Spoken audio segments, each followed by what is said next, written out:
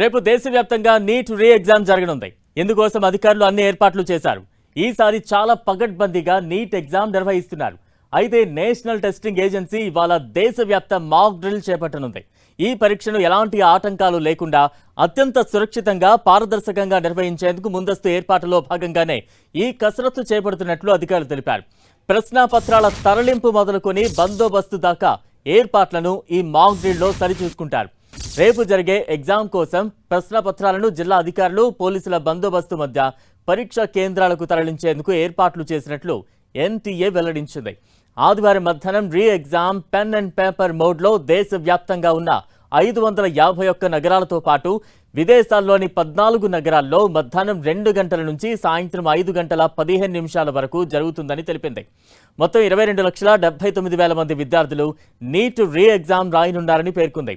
దివ్యాంగులైన అభ్యర్థులకు 6 గంటల 20 నిమిషాల వరకు పరీక్ష రాసేందుకు అనుమతించింది ఎన్టీఏ.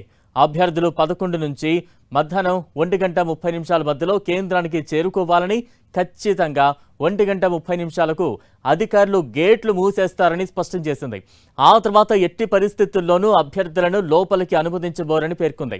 పరీక్ష కోసం పోలీసులు, జిల్లా యంత్రాంగం కలిపి దేశవ్యాప్తంగా 2 లక్షల మంది సేవలను వినియోగించుకుంటున్నామంది.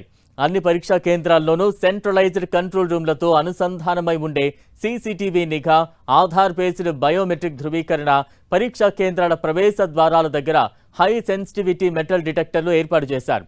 తప్పుడు సమాచారం వ్యాప్తి చేసే సామాజిక మాధ్యమాలపై ఓ కన్నేసి ఉంచామని, కఠిన చర్యలు తప్పవని ఎన్టీఏ హెచ్చరించింది. సాంకేతిక సమస్యల కారణంగా బయోమెట్రిక్ వెరిఫికేషన్ పూర్తి కాని పక్షంలో అభ్యర్థులు పరీక్షా కేంద్రంలోని సూపరింటెండెంట్ దగ్గర ఉండే ఫార్మాట్లో స్వయం ధృవీకరణ పత్రంపై సంతకం చేస్తే సరిపోతుందని ఎన్టీఏ తెలిపింది.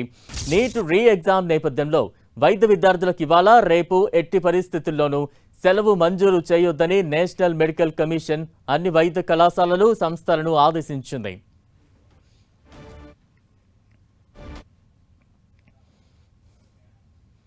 ఇక శ్రీనగర్లో అయితే నీట్ రీ ఎగ్జామ్ కోసం చేస్తున్న ఏర్పాట్లు యుద్ధ వాతావరణాన్ని తలపిస్తున్నాయి.